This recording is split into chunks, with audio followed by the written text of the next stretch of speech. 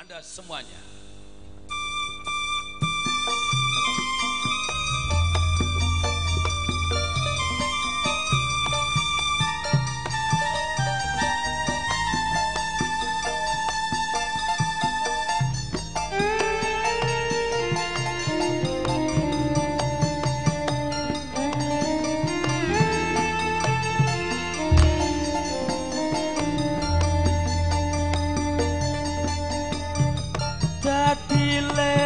Wong atiku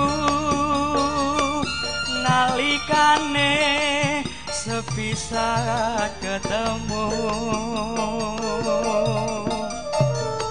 wong ayu kandilanku kudu ati renten siang dalu Norban Jiwaraga ngundang rasa tumetes sing kalbu lir nguyahi segara datang bisa ngluluhke hatimu.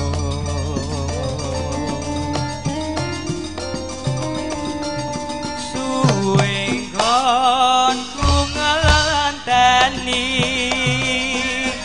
lewonge atiku antuk jampi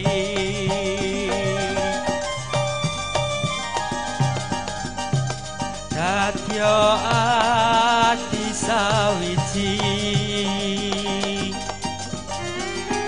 senadyan abot tak lakoni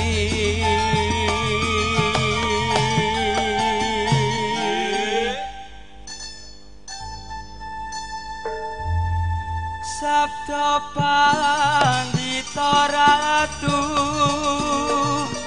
mring sliramu dadya sisihanku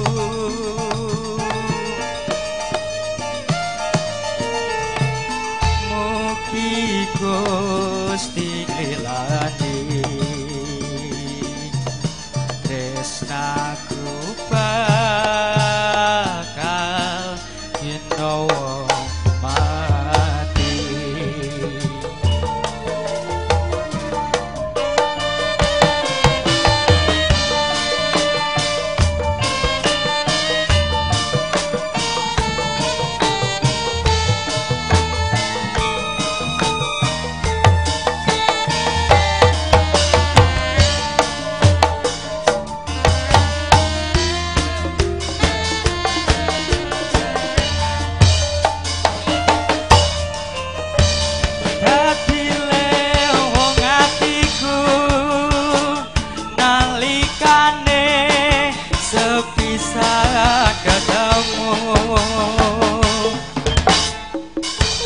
Wong ayu kandilanku kudu ati rinten siang dalu